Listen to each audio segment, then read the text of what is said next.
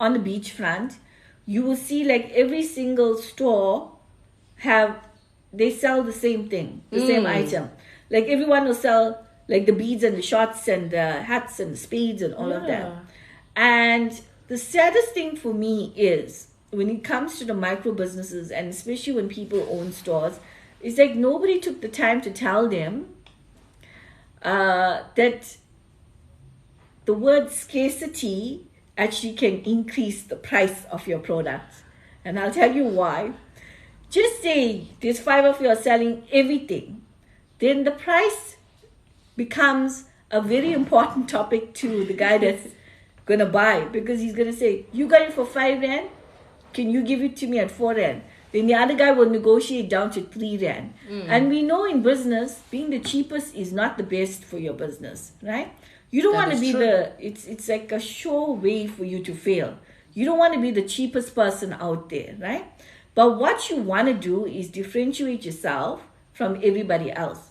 So what you can do is, if 5 of y'all are selling the same products, you can sit together and agree, what is it that you can sell? What is it I can sell? What is it that you can sell?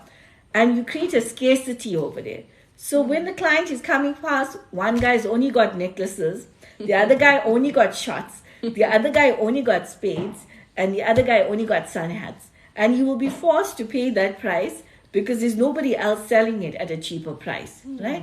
So that's a great way for you, especially like if you're working in an overly saturated market, to differentiate yourself from everybody out there, and also to make more on your flea market days, out there on market days.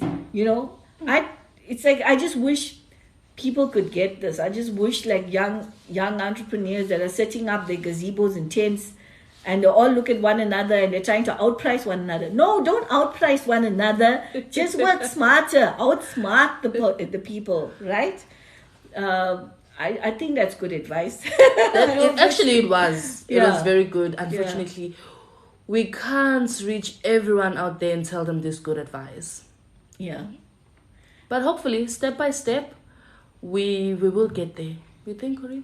I definitely think. Just some parting thoughts before we leave.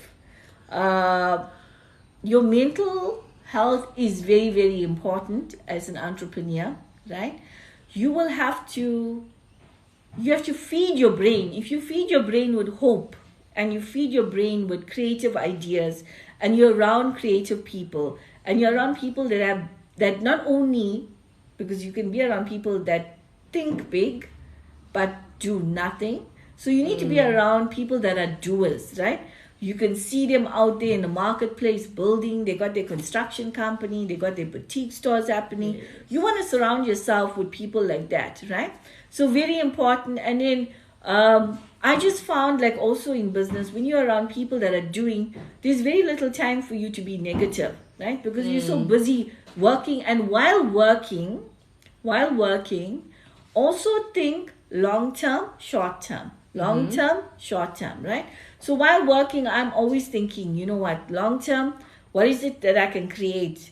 Short-term, what is the current trends at the moment I can benefit from, right? Long-term, what is it that I need to do today that's going to help me a year from now, 2 years from now? Short-term, what is it I need to do immediately so I can pay the bills and keep the lights on, right? So you're always looking, as an entrepreneur, you're always looking for opportunities, and inspiration is all around us.